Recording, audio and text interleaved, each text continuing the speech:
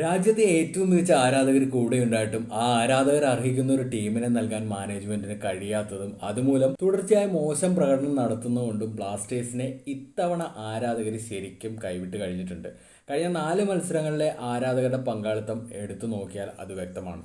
തുടർച്ചയായി ഓരോ സീസണുകളിലും മികച്ച പ്രകടനങ്ങൾ കാഴ്ചവെക്കുന്ന താരങ്ങളെ അത് ഫോറിനെന്നോ സ്വദേശിയെന്നോ വ്യത്യാസമില്ലാതെ കൈവിടുന്നതും വിൽക്കുന്നതും ക്ലബ്ബ് പതിവാക്കിയതിലും ഫാൻസിന് അമർഷവും നിരാശയൊക്കെ ഉണ്ട്. എന്നാൽ ഇത് സംബന്ധിച്ച് മറ്റൊരു ഷോക്കിംഗ് വെളിപ്പെടുത്തലുമായിട്ട് ബ്ലാസ്റ്റേഴ്സ് ചെയർമാൻ രംഗത്ത് വന്നിട്ടുണ്ട്. അത്തരത്തിൽ ക്ലബ്ബ് വിറ്റു എന്ന് ആരാധകർ ആരോപിക്കുന്ന പല താരങ്ങളും അവർ ക്ലബ്ബിൽ ഉണ്ടായിരുന്ന സമയത്ത് അവർ പോകാൻ ഉദ്ദേശിച്ച ക്ലബ്ബുകൾക്കെതിരെയുള്ള മത്സരങ്ങൾക്ക് മുമ്പ് ഇഞ്ചുറി ഫേക്ക് ചെയ്യുകയും മത്സരത്തിൽ നിന്ന് വിട്ടു നിൽക്കുന്ന സാഹചര്യം പലതവണ ക്ലബിന് നേരിടേണ്ടി വന്നിട്ടുണ്ടെന്നും അത്തരത്തിൽ ക്ലബിനോടോ ബാഡ്ജിനോടോ യാതൊരുവിധ ആത്മാർത്ഥതയും കാണിക്കാത്ത താരങ്ങൾ ക്ലബിൽ തുടരാത്തതാണ് നല്ലതെന്നുമാണ് ചെയർമാൻ പറഞ്ഞിട്ടുള്ളത്.